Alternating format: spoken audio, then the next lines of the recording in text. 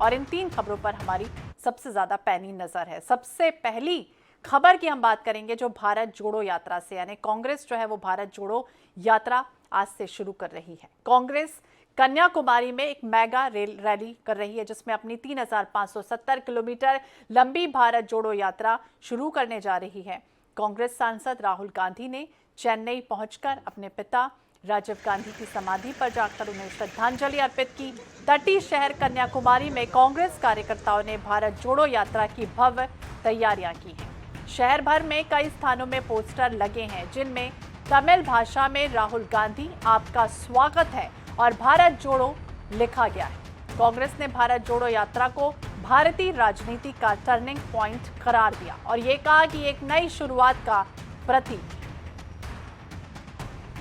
तो भारत जोड़ो यात्रा पर कई बार तंज भी कसा गया और जिस तरह से यात्रा का आगाज हुआ है, कन्याकुमारी से कश्मीर तक इस यात्रा का आगाज हुआ है। 150 दिनों में इसे पूरा करने का लक्ष्य रखा गया है। इस दौरान देश के 12 राज्यों यानी कि 2 केंद्र शासित प्रदेशों से भी ये यात्रा गुजरेगी और ये कहा जा रहा है कि ये यात्रा हर दिन 25 किलोमीटर के अंदर तय की जाए।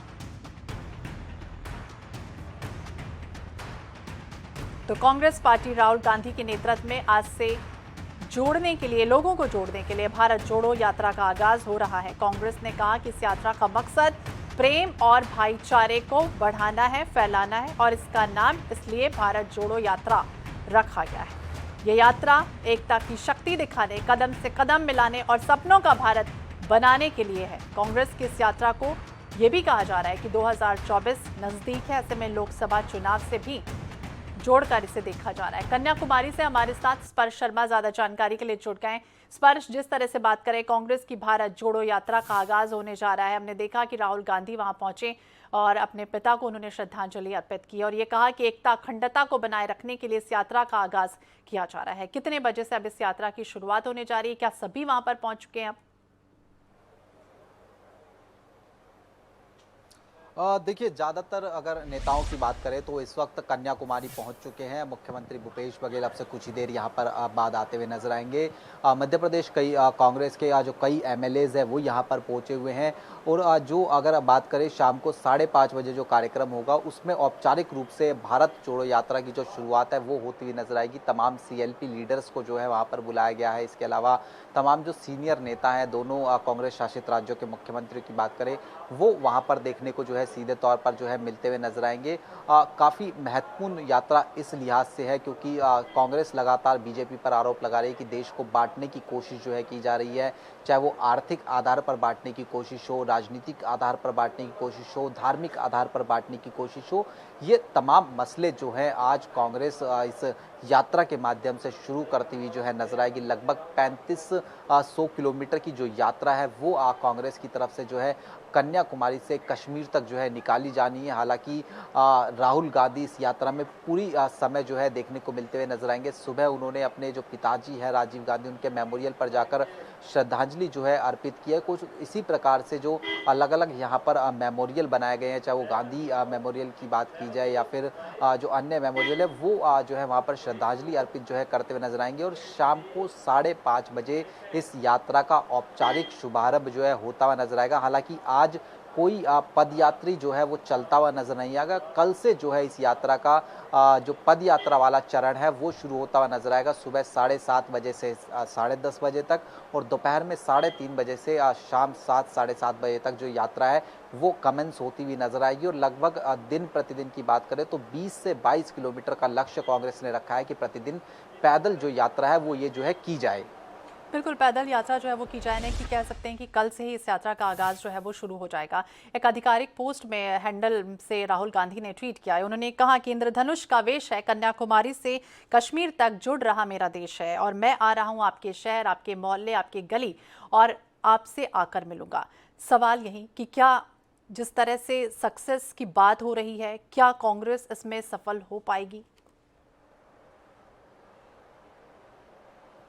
देखिए, कांग्रेस जनता से किस तरीके से जुड़ती हुई नजर आ सकती है। कांग्रेस अब यही कहीं ना कहीं चाहती हुई जो है नजर आ रही है। पिछले कांग्रेस लंबे समय से देखा जाए तो जनता से जो जुड़ाव है कांग्रेस का देखने को नहीं मिलता हुआ नजर आता था। ये आरोप कांग्रेस पर सीधे तौर पर लड़ते हुए नजर आते थे। तो भारत जोड़ो यात्रा कुछ इसी तरीके से डिज़ाइन की गई है कि तमाम लोगों से कांग्रेस के जो बड़े नेता हैं राहुल गांधी है वो जो है कनेक्ट होते हुए नजर आए। आम लोगों से जुड़े हुए जो मसले हैं, बेरोजगारी, महंगाई, आर्थिक व्यवस्था, इन तमाम मसलों को जो है कहीं ना कहीं उठाया जाए। और कांग्रेस ये कह रही है कि हम केवल अपनी बात सुनाने जो है इस भारत जोड़ो यात्रा में नहीं जा रहे हैं, बल्कि जनता की किस प्रकार की समस्याएं हैं वो जो है सुनने जो है जाते हुए जो है नजर आ रहे हैं। हालांकि इस पर बीजेपी का निशाना जो है सीधे तौर पर देखने को मिलता हुआ नजर आया। बीजेपी कह रही है कि कोई भारत जोड़ो बिल्कुल, इस यात्रा पर नहीं हम है, आपसे भारत और चर्चा तोड़ने की करेंगे। हमारे साथ कांग्रेस के विधायक कुणाल चौधरी जी भी जुड़ गए हैं, कन्याकुमारी में वो इस वक्त मौजूद हैं।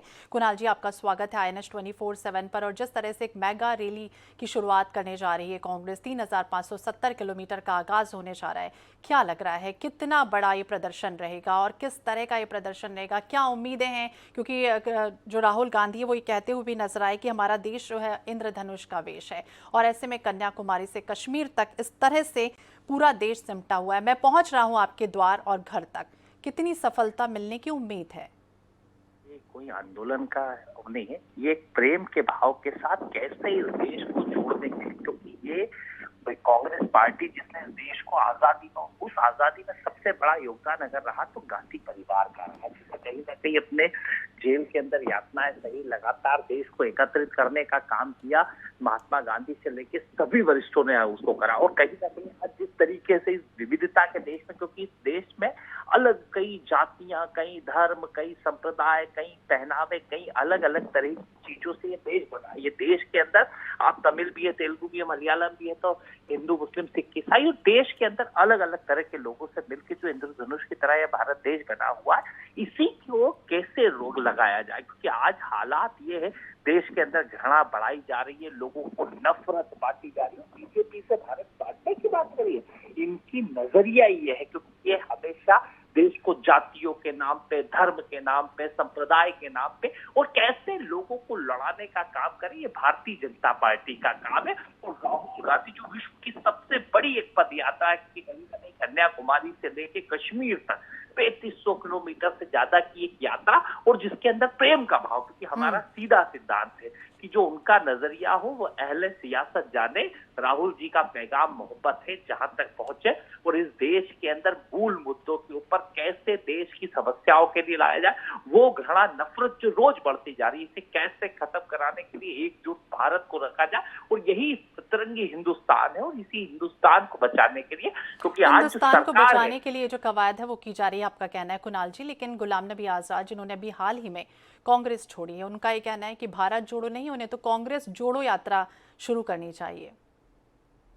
गुलाम नबी जी किस कठपुतली की तरह खेल रहे हैं, किस बात पे खेल रहे हैं, मुझे नहीं मालूम। और ये सही बात है कि जिस तरह से टाइमिंग पे उन्होंने ये करा है, कहीं ना कहीं सोची समझी साजिश के तहत कर रहे हैं। जिस तरीके से राहुल गांधी इस देश के अंदर एक सम्मानित सांसद हैं, इस देश के अंदर कांग्रेस पार्टी के नेता है, और कहीं ना कहीं देश को जोड़ने की बात कर रहे हैं, तो गुलाम नबी आजाद कांग्रेस जोड़ने की। अरे गुलाम नबी जी जिनको इतने पद, सम्मान, मान सम्मान कांग्रेस के कार्यकर्ताओं की वजह से मिला, क्योंकि एक नेता तैयार होता है हजारों कार्यकर्ताओं की मेहनत लगती है, उस मेहनत से तैयार हुआ। और वो क्या बोल रहे हैं, क्या नहीं बोल रहे हैं, किसके हाथ में खेल रहे हैं, इससे मैं इतना का छोटे कद का नेता हूं तो मैं उस बातों को नहीं कर सकता।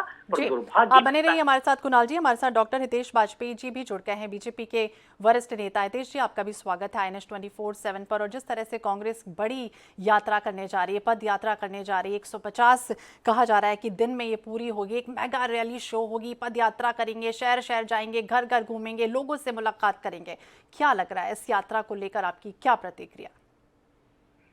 देखिए, सब लोग जान रहे हैं कि कांग्रेस खत्म हो गई है। तो कल इनके प्रवक्ताओं ने भी 2 एक चैनल पर बैठे थे, ये कहा कि उनको पुनर्जीवित करना है। पुनर्जीवित मतलब वो भाई आज 9% सीटें इनके पास हैं लोकसभा में, इधर उधर की कितनी बात कर लेंगे, और भारतीय जनता पार्टी के पास 56% सीटें हैं।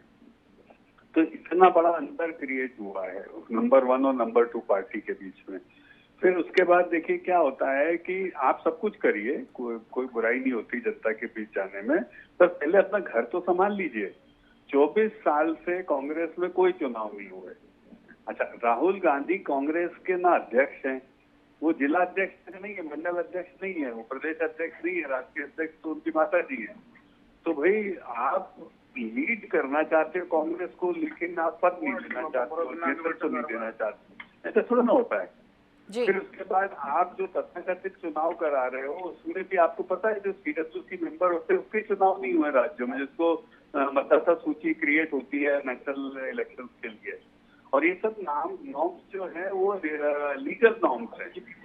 फिर उसके बाद आप सुनिए भाई 150 दिन में आप देखना कम से कम 150 लोग बड़े नेता इनके छोड़ के और चले जाएंगे जहां जहां से गुजरेंगे। कमलनाथ जी नहीं गए, भाई आप कितनी बात कर लो, कमलनाथ जी के पास खुद का हवाई जहाज है मैडम, और वो कहीं भी चले जाते हैं, 1-1.5 घंटा जाने में लगता है, 1-1.5 घंटा आने में। आज कौन सा काम है आप बता दीजिए मध्य प्रदेश में जो इम्पोर्टेंट है वो कर रहे हैं। ठीक है। इतनी तो शहर भर important में राहुल कई गांधी- स्थानों पर जो यात्रा होने जा रही है उस पर आप दोनों ने अपनी अपनी प्रतिक्रिया दी। बहुत बहुत शुक्रिया आप दोनों का ही जानकारी के लिए और बातचीत करने के लिए INS के साथ में। तो कांग्रेस के वरिष्ठ नेता जयराम रमेश ने भी कहा भारत जोड़ो यात्रा जिस तरह से कांग्रेस कर रही है उसे लेकर उन्होंने ये कहा है, उन्होंने ट्वीट किया है, उन्होंने लिखा है कि आज का दिन एक शांत चिंतन और नए सिरे से संकल्प लेने का दिन है। भारतीय राजनीति में एक टर्निंग पॉइंट रहेगा। क्या टर्निंग पॉइंट रहेगा ये फिलहाल देखना होगा, लेकिन जिस तरह से 150 दिन की यात्रा होगी उसके बाद हम देखेंगे कि आखिरकार इस यात्रा में किस तरह का टर्निंग पॉइंट होता है। अगली